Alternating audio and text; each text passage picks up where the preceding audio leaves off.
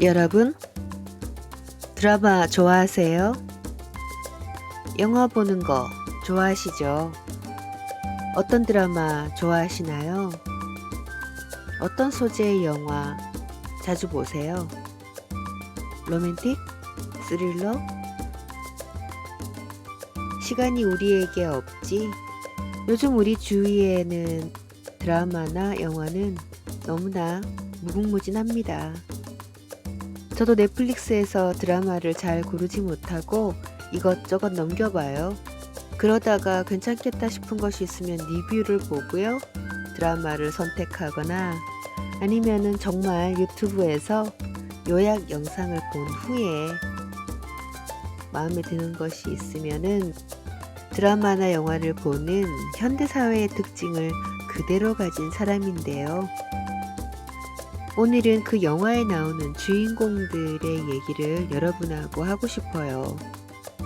일단 예전 드라마를 보면 어렵고 힘든 환경에서 누구의 도움을 받지 않고 혼자만의 힘으로 사업을 일으키거나 공부를 열심히 해서 유명한 인물이 된다거나 아니면 스타가 된다거나 하는 그런 성공 스토리를 이야기하는 그런 과정을 담은 드라마나 영화가 많았죠.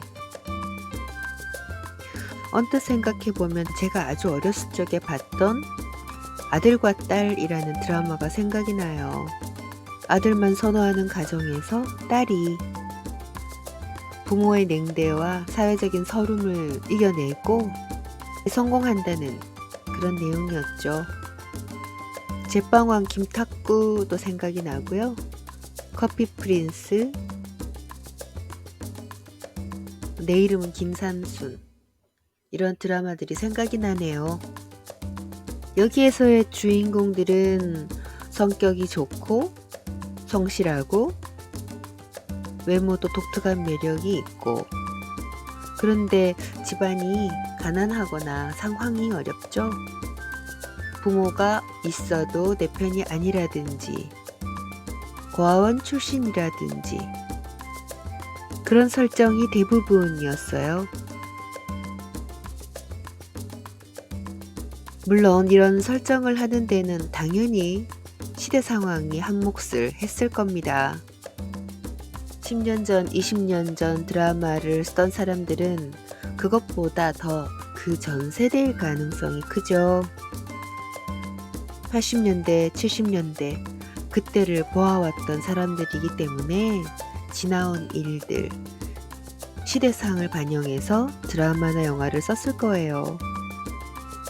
그런데 요즘 드라마나 영화를 보면은 어렵고 힘든 환경, 밑바닥에서부터 차근차근 가진 것 하나 없이 맨손으로 출발했지만 보란 듯이 성공하는 그런 주인공은 찾아보기가 조금 어렵습니다. 물론 처음에는 힘든 상황에 놓여요. 그런데 알고 보면 재벌집에서 잃어버렸던 아들이라거나 딸이거나 사생아라거나 출생의 비밀을 꼭 가지고 있죠. 원래 출신이 재벌집 부잣집의 딸이거나 아들이었다. 그런 상황이 많아요. 사극에서도 주인공이 왕이나 대부분은 귀족 가문의 자제인 설정이 많습니다. 날짜를 쭉 짚어가며 연대별로 드라마를 살펴보면 물론 100%는 아니에요.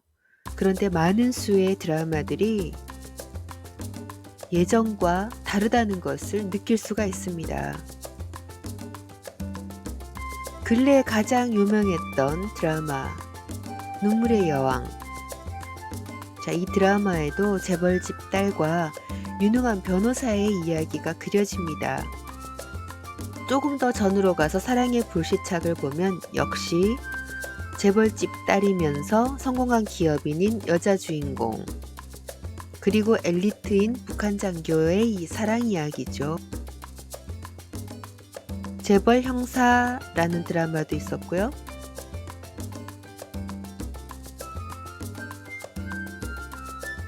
재벌집 막내 아들, 조금 더 시간을 예전으로 돌리면 2번, 3번 보고 있는 미스터 선샤인, 구준표를 비롯해서 잘생긴 남자, F4가 나왔던 꽃보다 남자, 모두 재벌집 아들들이었죠.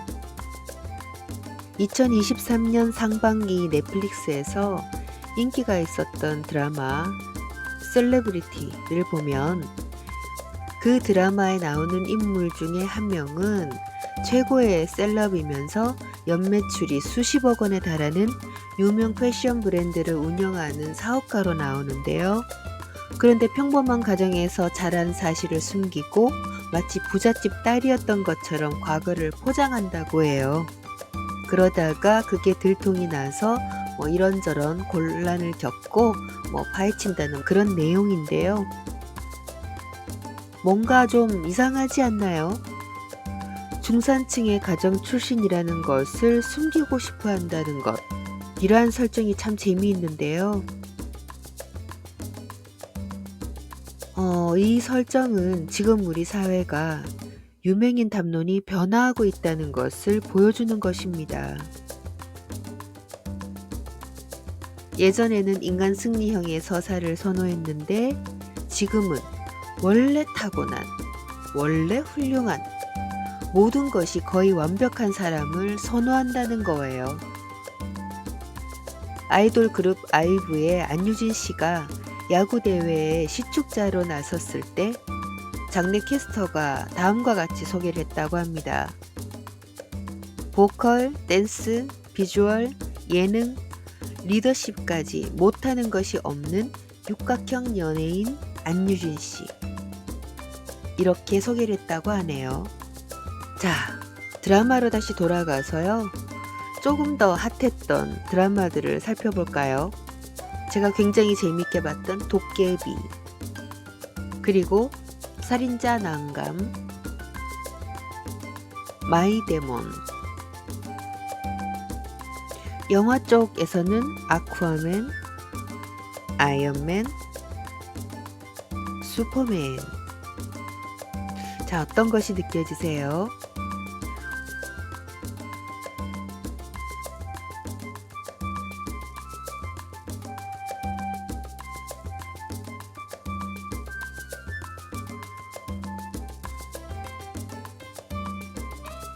모든 것을 일반화해서 얘기하기는 어렵지만 근래에 나오는 드라마 영화는 자신의 인생을 개척하면서 어떤 성과를 이뤄가는 그런 내용보다 원래 신비하고 대단한 힘을 지녔다든지 하는 것에 더 열광한다는 것을 알 수 있어요.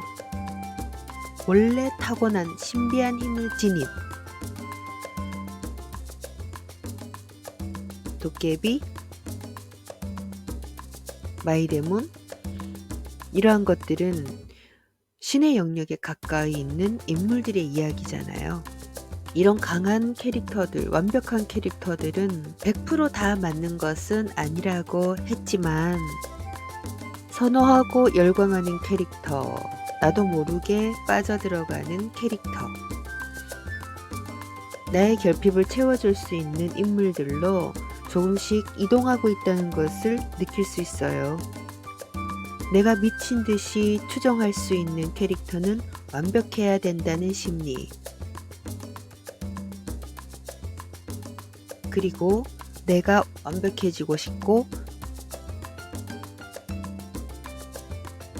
강해지고 싶은 나의 소망이 투영된 어떠한 것이 작용을 해서 지금의 주인공들을 만들어내고 드라마와 영화가 나오는 것이죠. 육각형의 연예인, 육각형 아이돌, 육각형 브랜드. 최근에는 육각형 개발자라는 책도 나왔는데 여기에서 저자는 개발, IT 기술은 물론이고 팀을 이끄는 리더십, 소통을 위한 글쓰기 역량, 이러한 것을 두루 갖춰야 진정한 개발자로 성공할 수 있다고 말합니다. 어떤 대상의 여러 가지 특성을 비교 분석할 때 그 기준을 축으로 하는 육각형 이미지를 그리고는 하는데요.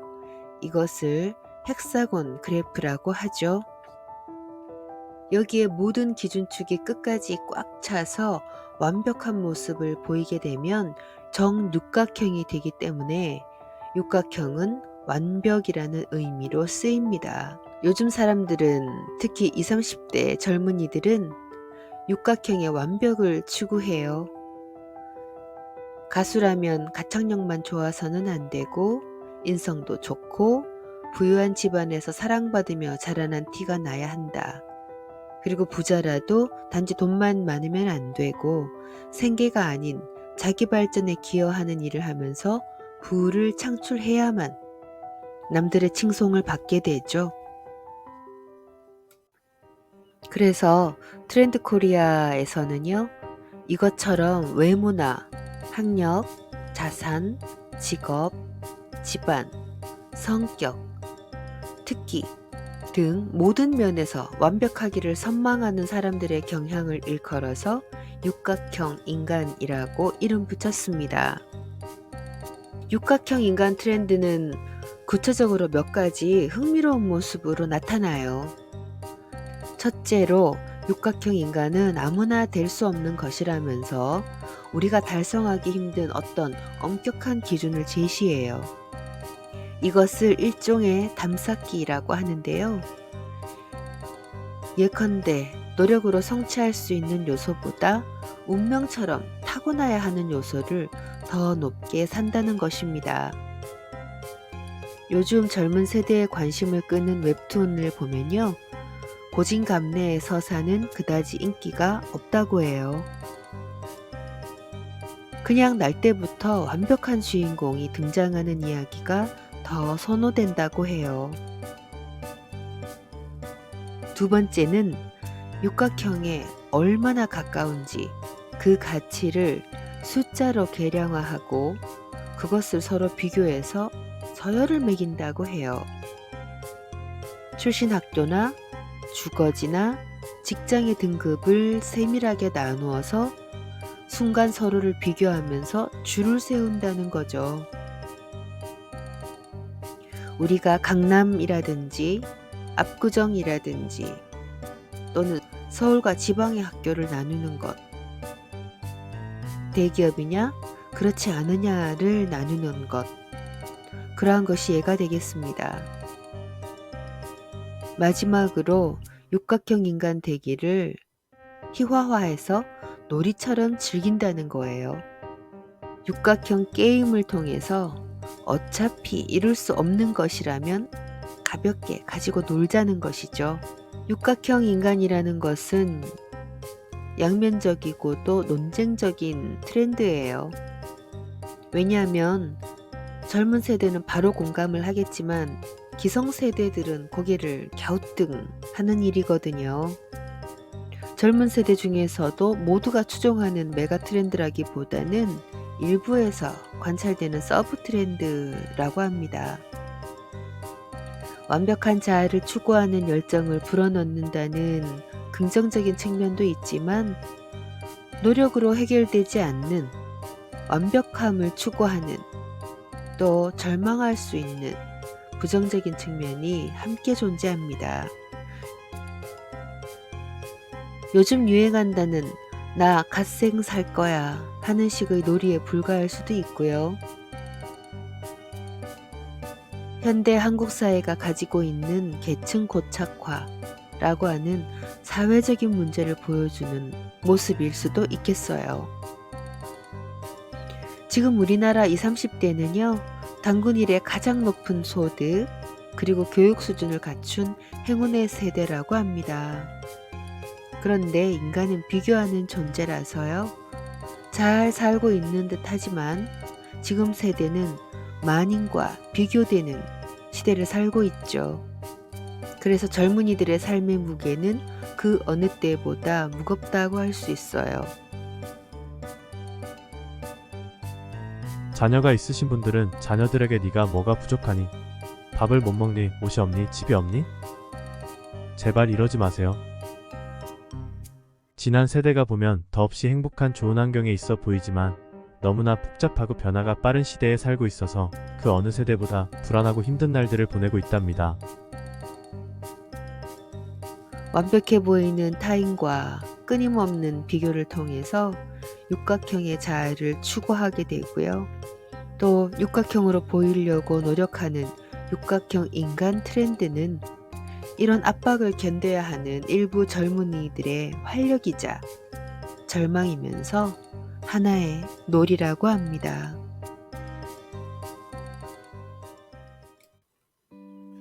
이러한 현상을 보면 왠지 씁쓸한 그런 느낌이 드는데요. 이런 육각형 인간이 되기 위해서 갖추어야 될 대표적인 덕목은 집안이에요. 예전에는 자수성가형 부자가 높이 평가를 받았는데요. 요즘 세대는 태어날 때부터 부유한 금수저형 부자를 선망합니다. 연예인 팬덤도 그렇죠. 고진감래형 스토리를 가진 인물이 아니고요. 원래 좋은 집안 출신, 강남 8학군 출신, 아빠가 교수인, 이런 사람들을 동경한다고 하네요. 사람들이 동경하는 인플루언서도 어느새 연예인에서 재벌 3, 4세로 옮겨가고 있죠. 대림손녀라고 부르는 대림그룹 명예회장의 손녀 이주영 씨는요, 10만이 넘는 인스타그램 팔로워를 가진 인플루언서라고 해요. 미국 유수의 대학에 다니고 있는 그녀는 출중한 외모에 뛰어난 패션 센스, 적극적인 사회활동을 유튜브 채널로 공개해서 인기를 얻고 있고요. 이재용 삼성전자 회장의 딸 이원주 양도 언론에 노출되기만 해도 화제가 되고 있죠. 패션쇼에서 입은 옷이 어떤 브랜드인지 얼마인지도 보고를 하고요. 젊은이들은 SNS 계정으로 몰려가서 사생활을 관찰한다고 합니다. 최근 유행하는 올드머니 룩도 타고난 집안에 대한 사람들의 선망을 담고 있죠. 올드머니는 집안 대대로 부자인 기득권 상류층을 일컫는 단어인데요. 신흥 부자를 뜻하는 뉴머니와 구별이 됩니다. 뉴머니가 부를 겉으로 과시하기 위해서 고가 브랜드의 로고가 크게 드러나거나 화려한 스타일의 패션을 선호한다면, 전통 부자인 올드머니는 그 반대예요. 저는 어쩐지 조금 씁쓸하고 안타까움이 밀려오네요. 오늘은 여기까지입니다. 다음 영상에서 육각형 인간 후편이 계속됩니다.